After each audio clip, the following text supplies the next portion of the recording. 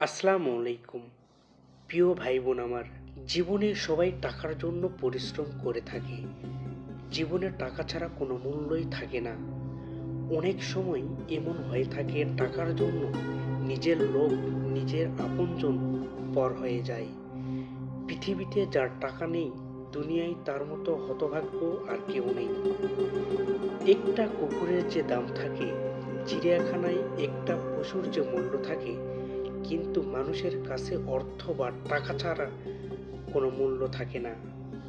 ছোট্টবেলায় আমরা সবাই মনে করতাম আলাদ্দিনের যদি চেরাগ পাতাম তাহলে টাকা টাকা আর টাকার পাহাড় গড়ে তুলতাম। যাই হোক, এতক্ষণ টাকা যার নেই সে ব্যাপারে বললাম, কিন্তু মেন কথা, সহজেই টাকা ইনকাম করা সম্ভব। তার জন্য আমাদের কি করতে হবে? সহজেই টাকা আয় করা আর ঘুমে ঘুমে স্বপ্ন দেখা একই কথা। পরিশ্রম ছাড়া এবং নিজের কঠোর কর্ম প্রচেষ্টা ছাড়া টাকা ইনকাম করা সম্ভব না।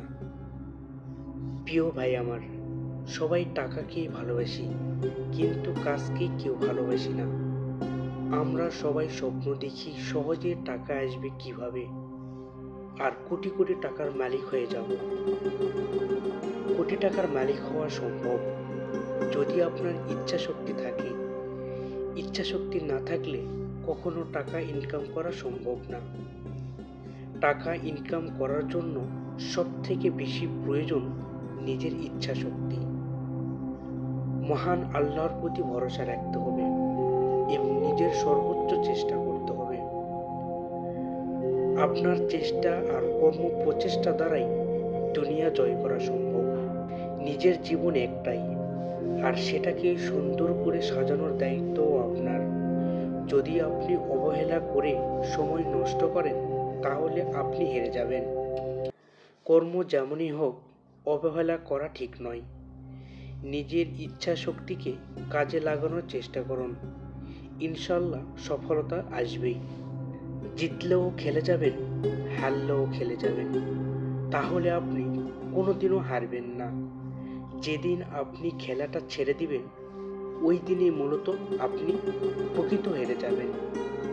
সারাক্ষণ লাভ ক্ষতি আর কি পেলাম কি হারালাম এই হিসাব জীবনকে জটিল করে। সেজন্য সবসময় মনে করবেন, হারবো, জিতবো, আবার হারবো, আবার জিতবো, ইনশাল্লাহ সফলতা আসবেই।